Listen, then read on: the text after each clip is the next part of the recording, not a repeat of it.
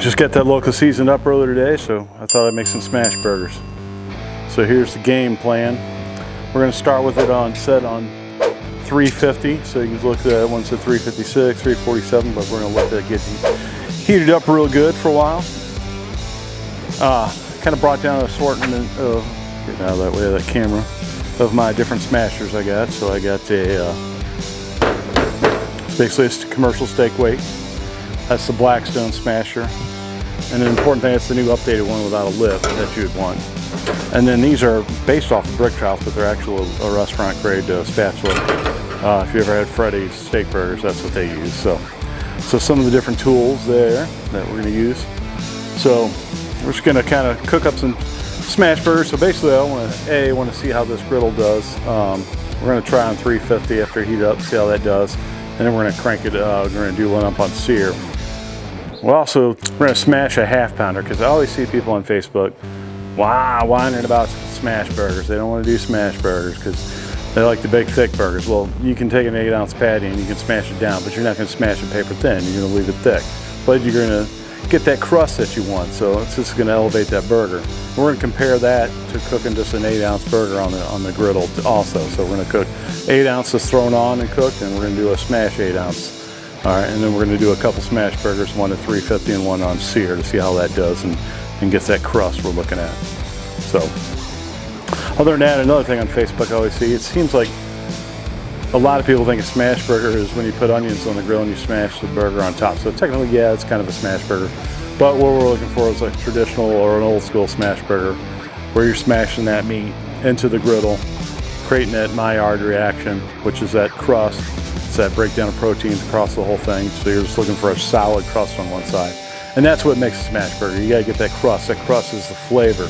That's what changes the dynamic of the burger, as opposed to just throwing a patty on there and cooking it. So that's what we want to see. We want to see that crust. We want to see how this griddle does.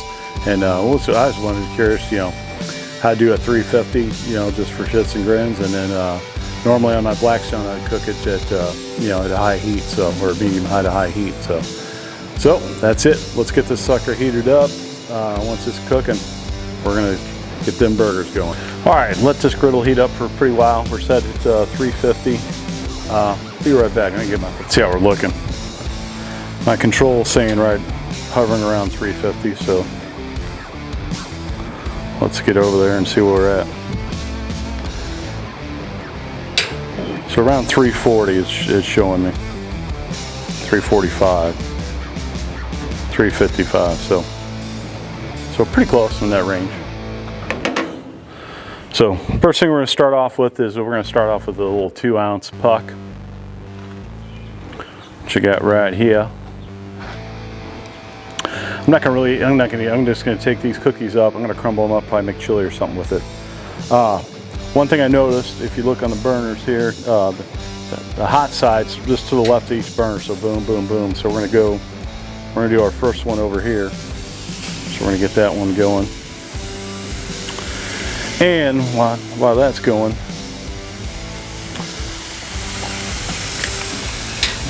I'm going to go ahead and get my 8-ounce patty down. So we want to get that going. We're going to put that all the way over on this side.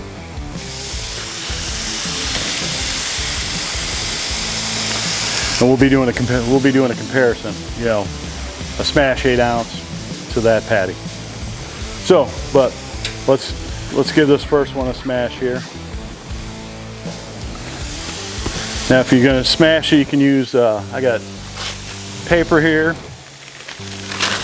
If you warm it up a little bit to get it just right, if it's too hot, it'll cook to it.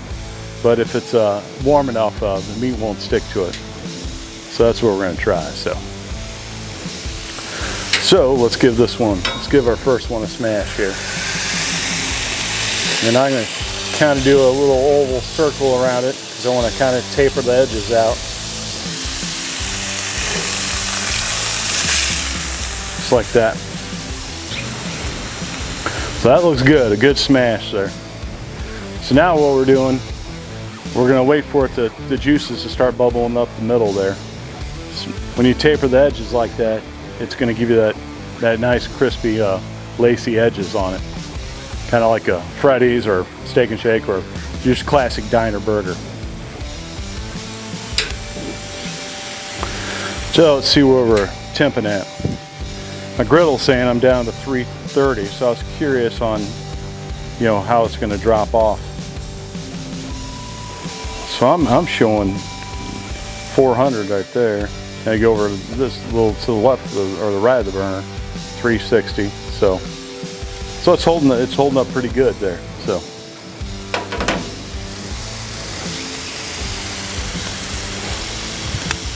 And I love doing smash burgers on a freshly seasoned griddle due to the fact that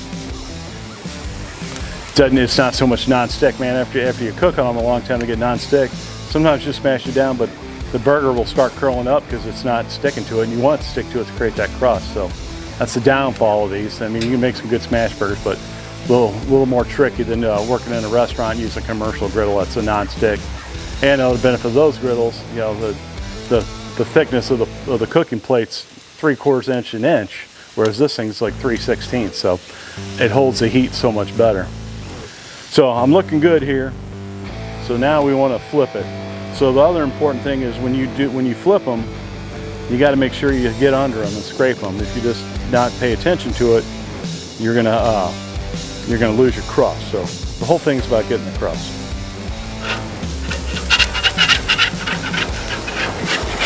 You can see, being a brand new griddle, I didn't put any oil down or anything.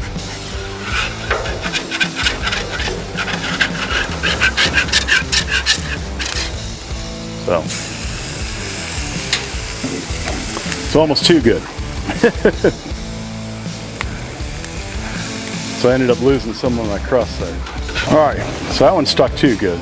So anyways, you see that crust, but I mean, it would have came out perfect at 350, but we're gonna give it another go.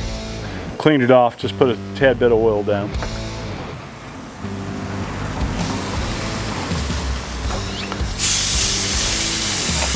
As I learned this griddle, I got my big 1/2 pounder way on the other side there. I'm gonna move it over slightly because the hotter parts on this grill are to the left of it.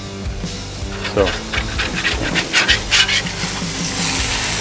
just gonna move that over slight bit right there. Keep that thing cooking. All right, round two, here we go. Get my smasher warmed up a little bit.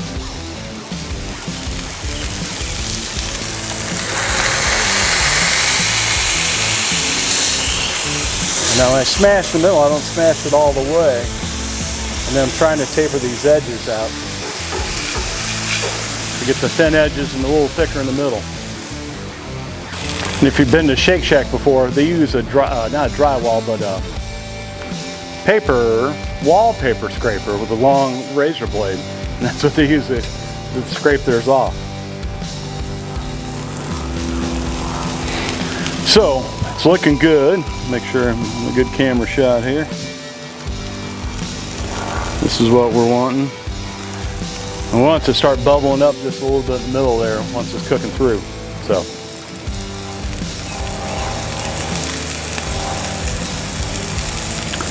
Well, that's getting right in to clean up a little bit over here.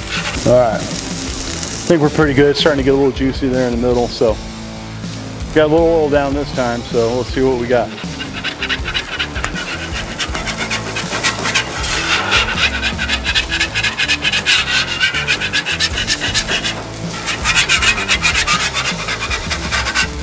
There we go. That's better.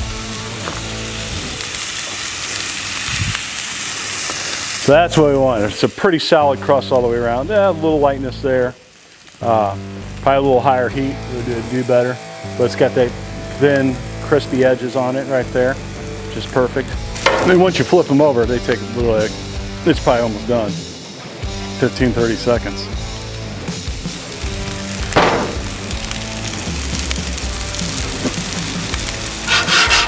All right, take this one off. Whoop, I burned my finger. So that's pretty good. We get a little close up there. Oop, lost the burger. But yeah, you're wanting that nice thin edge there. It's crispy. It's all crispy here, and that's the flavor right there. Time for the 1/2 pound smash. This is for the people that like the thicker burger.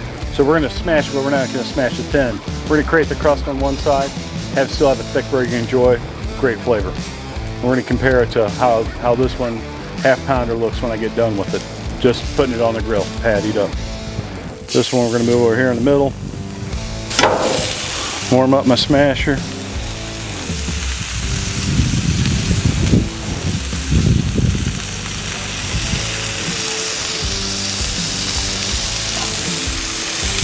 All right, and I've still got it all set at 350, so it's cycling it on and off here. So here we go. And another trick you can do to help it keep from sticking to it is you can brown the one side, flip it over, and that's going to help your smasher not stick to it. All right, so we're going to smash this one down, but not all the way. We're going to leave it thick, so when it shrinks up, we're going to have somewhat of a thick burger. For those people that like the thick burger. And another good thing you can do, which I didn't do, is hold that press down about 10 seconds. Really help get that contact on the surface there, create your crust.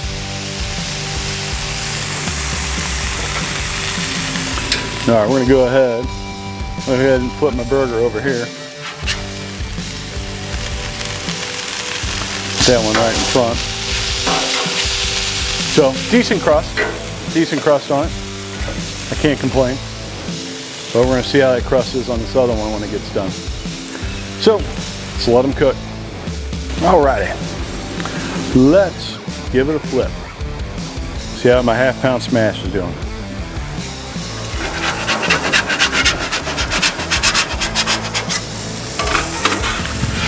Should we work it good? Move this one over. And we'll release it.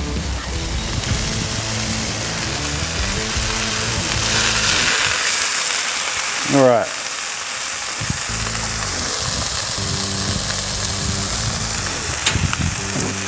So I got more of that solid crust all the way across it there. I got more of a heavier charred crust. I got more of that smash burger style crust, especially around the edges there. Middle probably didn't make as good contact. I didn't smash and hold as good, but gives you a good crust all the way around it. So I think that's pretty good success there. So now what we're gonna do, we're gonna move these over and get them finished. And I'm gonna crank up my first burner all the way to the left here. We're gonna crank it up to sear. All right, we got this thing cranked up on, so I just got the left one on sear, the middle one and that one are still on 350. Let's check the temp here. So 590. Some people ask if this thing can get hot. Yeah, it gets hot. All right, we're cranking. All right, let's get our puck down. Now this one's gonna go fast. Warm up my smasher.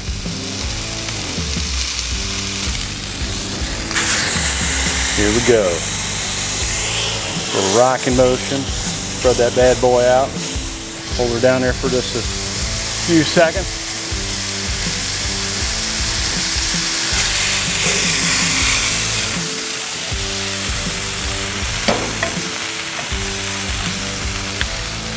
Well, this will be a quickie.